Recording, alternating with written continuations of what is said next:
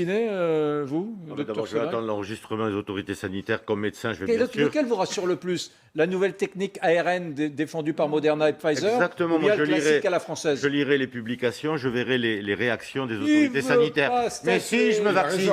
Mais je vais vous dire quelque chose. Quand Madame Samia Ghali, Samia Ghali, élue elle de est Marseille. élue de Marseille socialiste des Bouches-du-Rhône. et ancienne sénatrice, qui a dit que moi, même si demain il y avait un vaccin anti-Covid-19, je ne me vaccinerai pas et je ne vaccinerai pas mes enfants. Et je trouve que ça, c'est une réaction d'une politique élue de la nation. Ça me paraît quand même extrêmement dangereux. Ça fait longtemps que je voulais dire ça. Deuxièmement, sur l'obligation vaccinale. Comme Laurent Alexandre, effectivement, la question ne se posera pas parce qu'on n'aura pas assez de doses. Deuxièmement, effectivement, le complotisme. Mais il y a un troisième point qui me paraît important. Pourquoi je suis contre l'obligation vaccinale, en général? Parce que vous avez tous les ans l'apparition d'un certain nombre de maladies qui apparaissent spontanément. On sait que la sclérose en plaques, et je ne dis pas ça à la légère, vous avez 2 à 3 000 cas tous les ans de sclérose en plaques.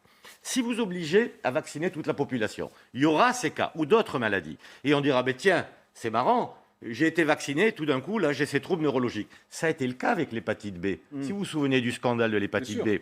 Et ça a été un tel scandale parce qu'on sait que spontanément, il n'y a jamais eu la preuve scientifique. Et en plus, si vous voulez, ça a été un débat franco-français. Le ministre de la Santé de l'époque, c'était M. Kouchner, a retiré l'obligation vaccinale, ce qui fait qu'aujourd'hui, la France a un taux de couverture vaccinale d'hépatite B bien inférieur à d'autres pays du monde.